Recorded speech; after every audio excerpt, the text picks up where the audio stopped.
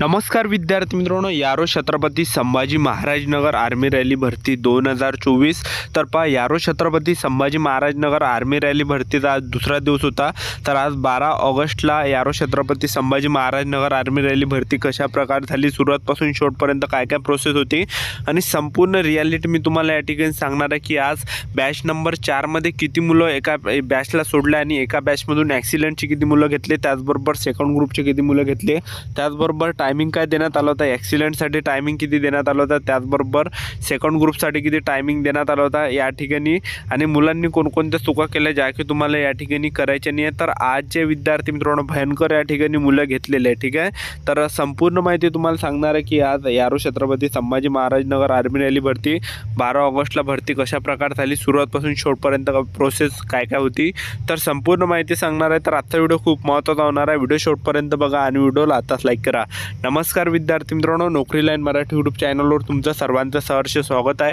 तर मित्रांनो, व्हिडिओचा थंबनेल बघून तुमच्या लक्षात आलं असेल की आपला व्हिडिओ कोणत्या टॉपिकवर होणार आहे। व्हिडिओ सुरू करण्याच्या आधी आपल्या यूट्यूब चॅनलला सबस्क्राईब करा, जेणेकरून प्रत्येक भरतीची अपडेट तुमच्यापर्यंत सर्वात आधी पोहोचेल आणि जास्त करून यारो छत्रपती संभाजी महाराज नगर आर्मी रॅली भरतीबद्दल वेळोवेळी अपडेट तुम्हाला देत असतो। तर पहा, नांदेड जिल्ह्यांचा आज ग्राउंड होतं 12 ऑगस्टला, ठीक आहे। नांदेड जिल्हा होता आणि जीडीचं ग्राउंड मुलांचं होतं, आणि ज्या विद्यार्थ्यांचं ग्राउंड 12 ऑगस्टला होतं तर ते मुलं भरतीला एक दिवस अगोदर या ठिकाणी आले होते। म्हणजे सांगायचं एवढंच की भरतीला एक दिवस अगोदर तुम्हाला यायचं आहे। 11 ऑगस्टपासूनच मुलं या ठिकाणी आले होते ग्राउंडवर, ठीक आहे।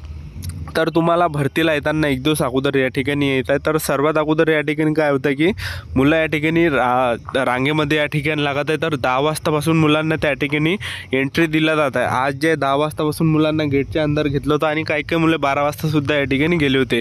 तर सर्वात अगोदर मुलांना त्या ठिकाणी गेटच्या अंदर घेण्यात आलं आणि त्या ठिकाणी मुलांना बसून ठेवलं जात आहे। तर 12 वाजेपर्यंत त्या ठिकाणी काहीच होत नाही, 12 वाजेपर्यंत फक्त बसून ठेवते त्या ठिकाणी फक्त, आणि आर्मीवाले त्या ठिकाणी मोटिवेशन करतात की बा तुम्हाला संपूर्ण ते मोटिवेशन करतात, ठीक आहे। आणि जे जे महत्त्वाच्या सूचना आहेत तर त्या सूचना त्या तुम्हाला देतात, ठीक आहे। तर 12 वाजेपर्यंत कायच होत नाही, जसे 12 वाजले तशीच ज्या विद्यार्थी मित्रांनो प्रोसेस या ठिकाणी चालू होत असते आर्मी भरतीची, ठीक आहे। जसे 12 वाजले तशीच ज्या विद्यार्थी मित्रांनो या ठिकाणी मुलांचे हॉल तिकीट स्कॅन करते, आणि हॉल तिकीट स्कॅन केल्यानंतर सर्वांचेच हॉल तिकीट त्या ठिकाणी स्कॅन होणार आहे।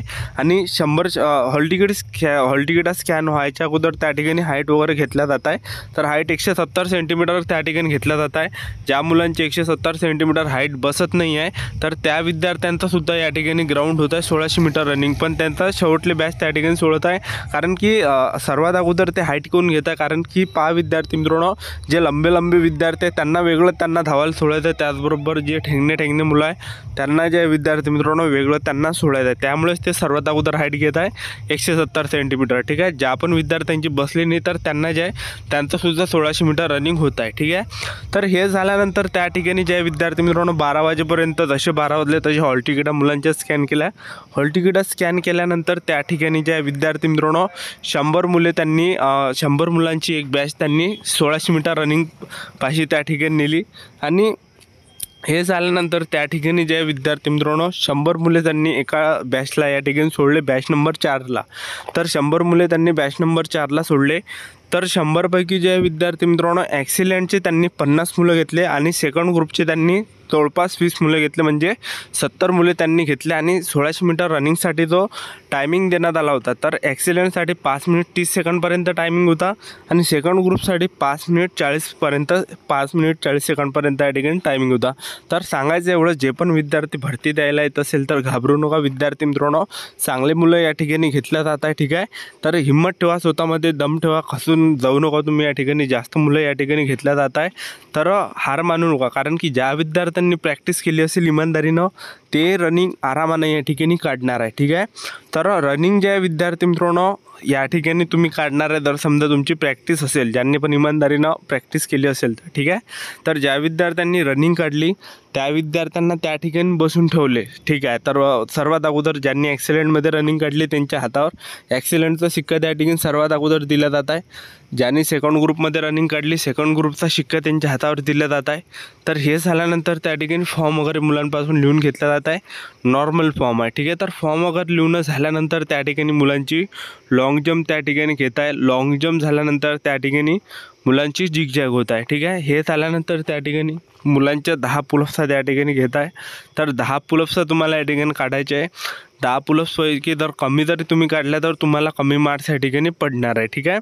तर ह्या गोष्टीचं तुम्हाला या ठिकाणी लक्ष ठेवायचं आहे। तर जे विद्यार्थी मित्रांनो ग्राउंडसुद्धा या ठिकाणी कोरडं आहे थोडं, ठीक आहे। आणि यावर जे प्लेन वगैरे सुद्धा केलेलं आहे ग्राउंड, ठीक आहे। काल तरी ते ग्राउंड ओलं होतं, पण आता जे हे ग्राउंड जे सुकं होतं, ठीक आहे।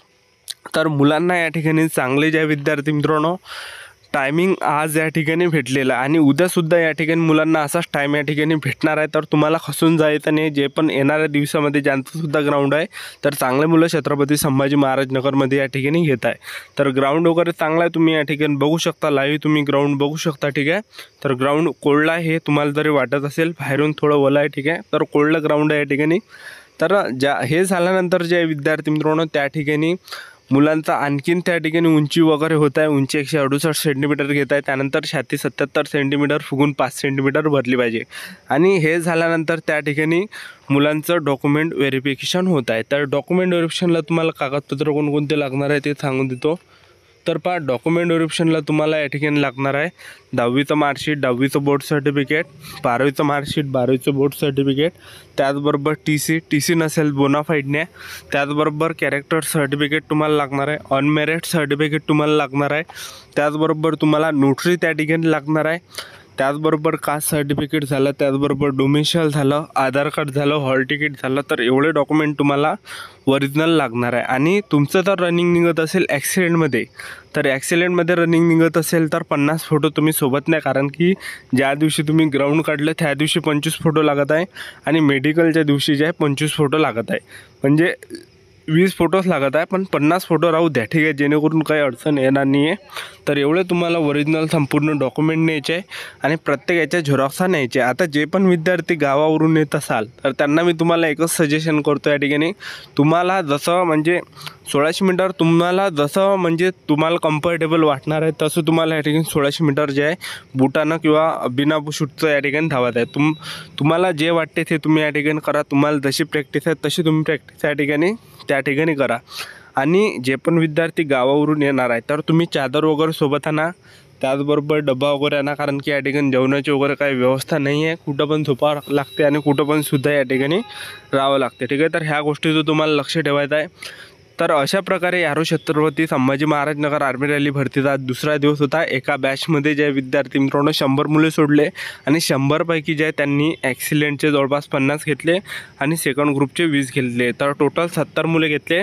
टायमिंगसुद्धा 5 मिनिट 30 सेकंडपर्यंत ॲक्सिलेंटसाठी होता आणि सेकंड ग्रुपसाठी 5 मिनिट 40 सेकंडपर्यंत होता। तर अशा प्रकारे भरती झाली 2 ऑगस्टची बॅच नंबर 4ची। ही होती संपूर्ण महत्त्वाची माहिती आजच्यासाठी। इथंच थांबतो, भेटायला नेक्स्ट व्हिडिओमध्ये। जय हिंद, जय भारत।